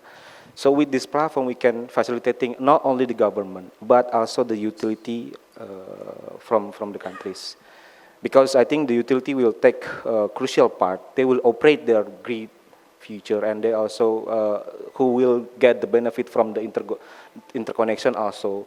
So I think with that platform, with that joint studies maybe from the South Asia and also the Southeast Asia to create feasibility study. For example, we have two options from the land or from the subsea, and bring it that to the regional level. By ASEAN Center of Energy, we can try to propose that to the top level, something like that. I think that's the one way to the one option way to get collaboration between the regional. Thank you so much, and I'm sorry, I'm kind of rushing you, but I was told that we have to wrap up in 10 minutes. So quickly, I'll request the other speakers if they can limit themselves to 2 minutes. I'm sorry in advance. So, Mr. Talal, are you there? Yes, I'm there. Okay, Mr. Talal, if you can, in 2 minutes, quickly touch upon, there's been discussion between Government of India signing MOU with, Government of India has signed an MOU rather with UAE on electricity connection and trade. So from your point of view, can you explain, can you talk about some of these challenges of interconnecting GCC with India or South Asia, and some of the ways to address it? Again, sorry to rush you, but 2 minutes is all we have. That's okay. Actually, GCCIA currently is carrying on projects to enhance the backbone of the system, as well as to connect with Iraq. And this is the first time we are going beyond GCC. So the first step is to connect with the southern of Iraq. In the first phase, there will be power trade or power exchange, 500 megawatt, and our goal also to connect to Turkey and Europe. And back to the South Asia, actually, everybody know that India considered as a great opportunities. So in this regard, connecting to a neighboring region required visibility study first to see whether the connection is feasible or not. From my side point of view, I can see it is like a great opportunity due to difference in the peaking time. So that will enable power trading between both regions, and also it will help both regions to export or get access to the cheapest and the cleanest generation. So hopefully we can see some connection with the south region very soon. Thank you so And much. back to you. Thank you so much, Mr. Talal. Question to Agarwalji, and again, Agarwalji, please, if you can keep it short. Data becomes very important when you're talking about multi-country and trading and planning and operations. Can you explain, challenge and how to overcome it? Yeah, okay. So, Monali, earlier the type of exchanges, particularly if we take into consideration the South Asia, the exchanges were quite simple, like generally G2G contracts were there, and on the energy basis the transactions used to take place. But with the onset of the market, now a lot of data is required, the historical prices, historical volumes, what type of deviations are there with the season, what type of changes are taking place, what type of generation is available with whom the contracts can be made. So all this data is now very, very important. No doubt in each country this data may be available in one form or the other, but almost in the real time to search this data is very, very difficult. So there are to be platforms where the data of the different countries are available in this regard. Under the South Asia Regional Initiative, one database was developed for the South Asian countries where all this information has been brought together, and now looking at some users based on the feedback, it is being done for the BIMSTEC region also. And with this particular type of data, putting it at one place, definitely a lot of challenges can be addressed. But again, two things are there. Once we come out with this particular database, the concerned countries, all countries also have to come forward and participate in validating and updation of the data. That is part number one. And secondly, there has to be a regional institution who takes the ownership of that particular data. It is very good that in this particular discussion, the different speakers, starting from the Mr. Bruno, Mr. Rajesh or others, they also emphasize the need for the regional institution. And I'll take this thing forward, the type of regional institution, what I was also proposing, that type of regional institution is there, at least for the network operators in the South Asia. Definitely they can take the ownership of that particular database and portal and keep the data readily available for everyone. Thank you. Thank you, Agarwalji. Next question is more from the technology perspective, and I'll ask both Mukeshji and followed by Ramanji. Same question, but interconnection, undersea cable, all of these are really costly proposition, right? And with the social and environmental safeguard, it adds to the cost. So, and countries are small, they may have these challenges. So, question is, are there any optimum cost solution available or under development, and coming from the perspective of the technology providers? So yeah, there are. I mean, that's a good one, Monali. Thank you very much. So, while I was speaking, I forgot to, scroll my slide. So I just had one slide. Of course, I'll share with that. So that could answer on the technology side that how we are going to do that, because that's a project of West Africa Power Pool, which we have done with 13 countries. And we try to use a lot of technologies there. So yes, these are expensive. So as I said, we'll have to bring out more economic solutions like viable gap fundings and things like that. And somebody will have to own, a bigger umbrella will have to, bring the shadow on the smaller one. So that's one way. And on the technology, most of the solution, whatever we are going to use, so they have to be, major thing will go on monitoring and maintenance of the things. So monitoring and maintenance, just not of the, I'm not talking from just India perspective or Asia, but when we'll be using the technology, these will be undersea cables will be there, going under the beds and things, seabeds and things like that. So how remote we can use our technologies to monitor them, to manage them, to maintain them, to operate them. That's one way of the technologies to use it, like digital technologies, control centers that we have made in that same project, which I'll be sharing. That's the one.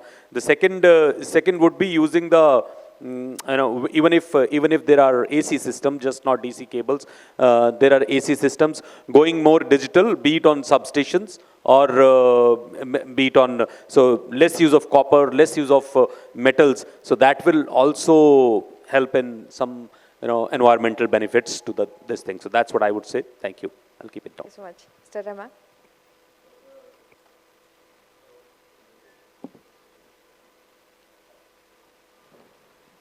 The question is to the technology, but I think the answer is in the techno-economic kind of solution here. So when we build, let's say, subsea HVDC cable or AC cable, and the infrastructure cost is going to be very high. I think we should look at the long term, whether 2030, 2040, 2050, and then build the capacity and make it modular. Have the infrastructure and add the modular way, increase the capacity so that the economy of scale can justify the cost. And of course, as we say super grid, it's also like, the super developer, super financer, they should be there, not just limiting to one country. I think there are global fundings available which can look at long-term ROI for this. And as Mr. Wadhwa also said, I think it's also important to have the performance monitoring linked to the financing, the cost and the price of it. And digitalization can play a very good role there in addition to the control and also the bidirectional power flow, energy trading. So I'm sure on a long-term basis, this can be viable just to look at long-term and then build the capacity at, like modular kind of solution there. Yeah. Thank you so much. I'll move quickly to Eddie. And Eddie, from your experience with the distribution utilities and with this whole changing, I'm changing this a bit getting into the distribution utility level. So can you elaborate, briefly, some of the preparedness which the distribution utilities or entities would have to take in order to adapt to this rapidly changing, energy sector, more renewables in the system and so on? Over to you.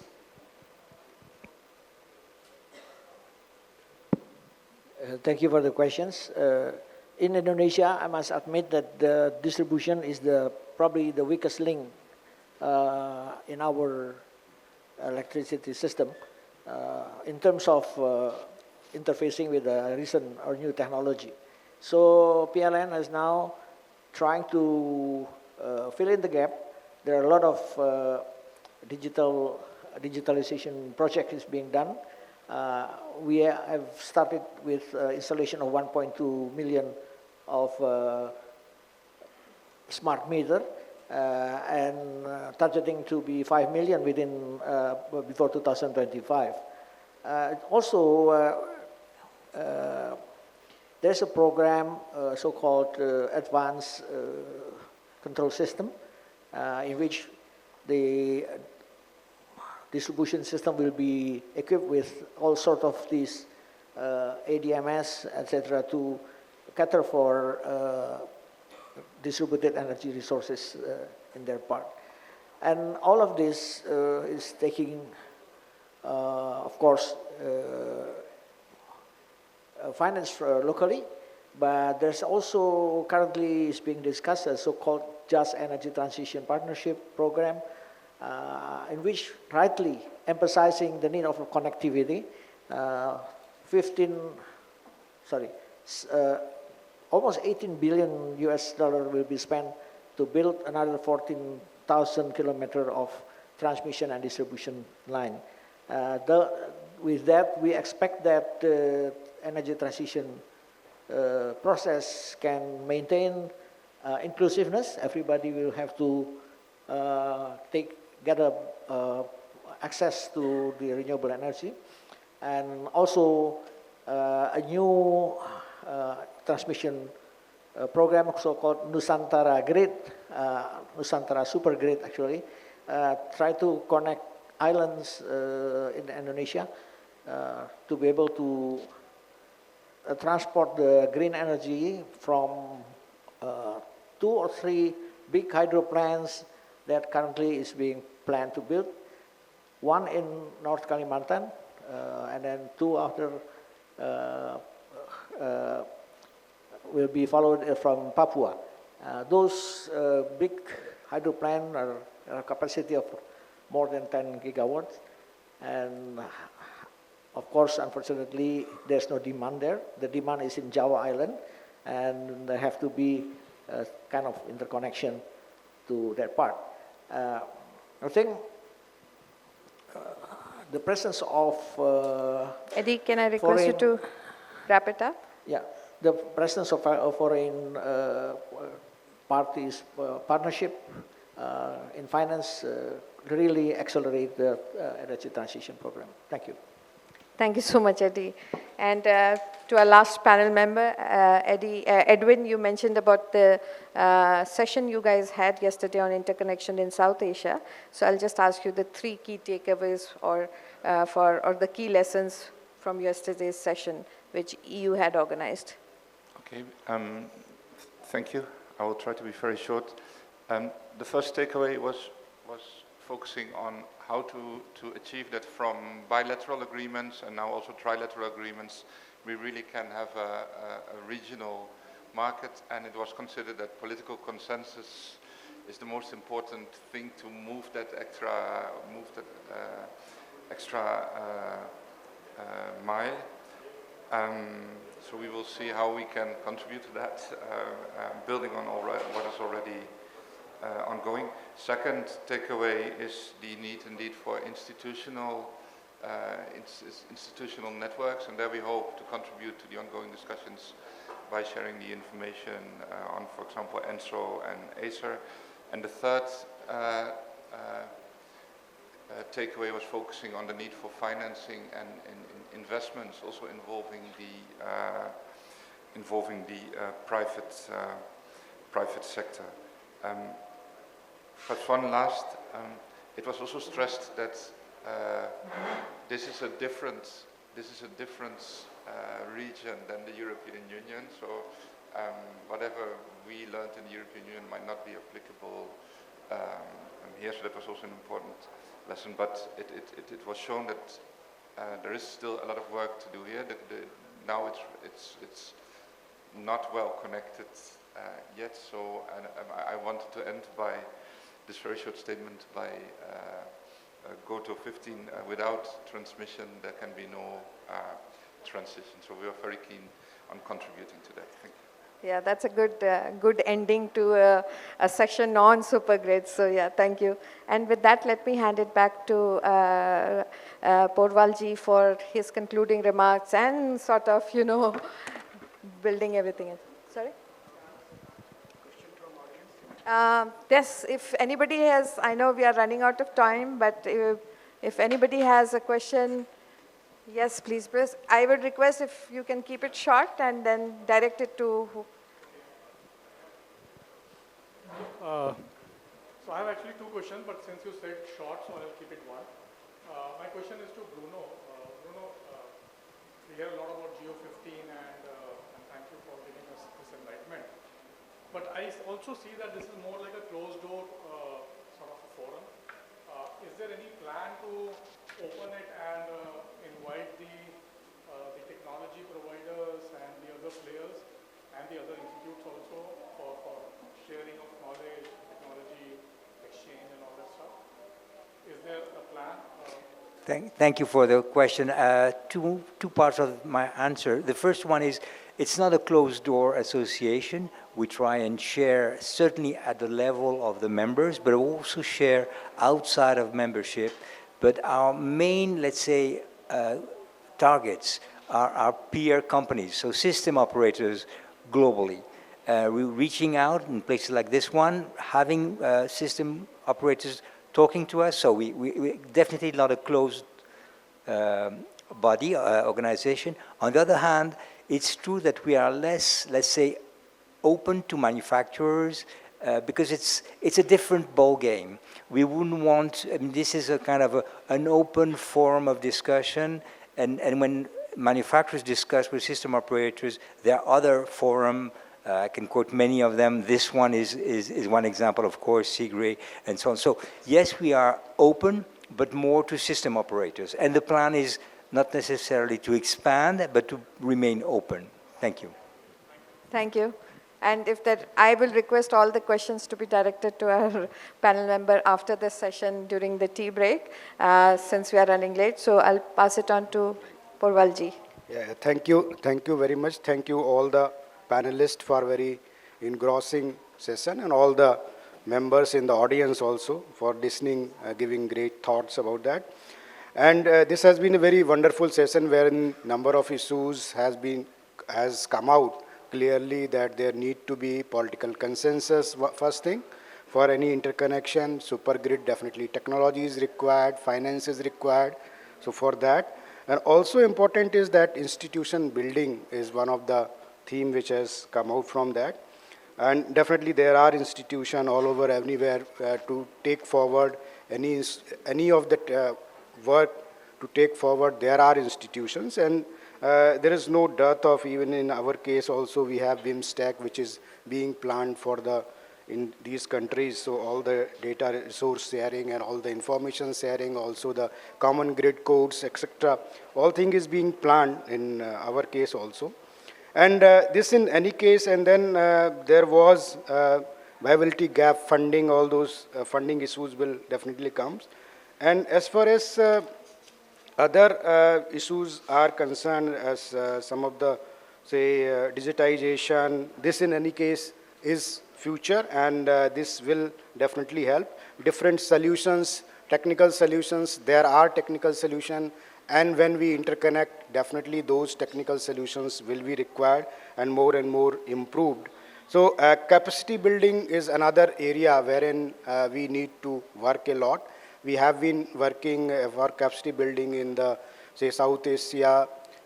Different countries has been coming to us, imparting training, and all those hand-holding is being done, and more that need to be done around the globe. And so that is also another area which we need to work forward. And all these, the answers, all those questions which has come out from this panel, definitely take forward the super grids onwards, and our grids will definitely grow and improve, and we will have a one day, one world, one grid. This dream will come true one day. So thank you, everyone.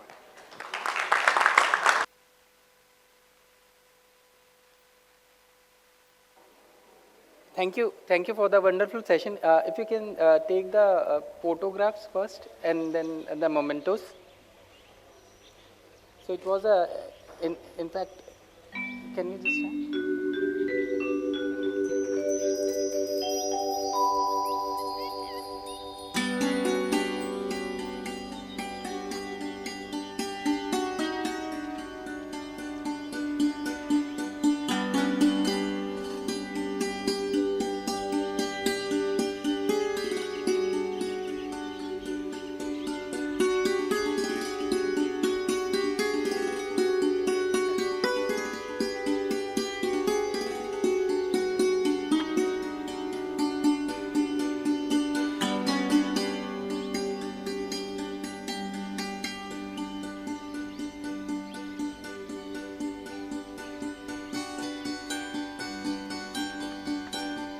Can we have the mementos, please? Monali, I request you to hand over the mementos to the panelists.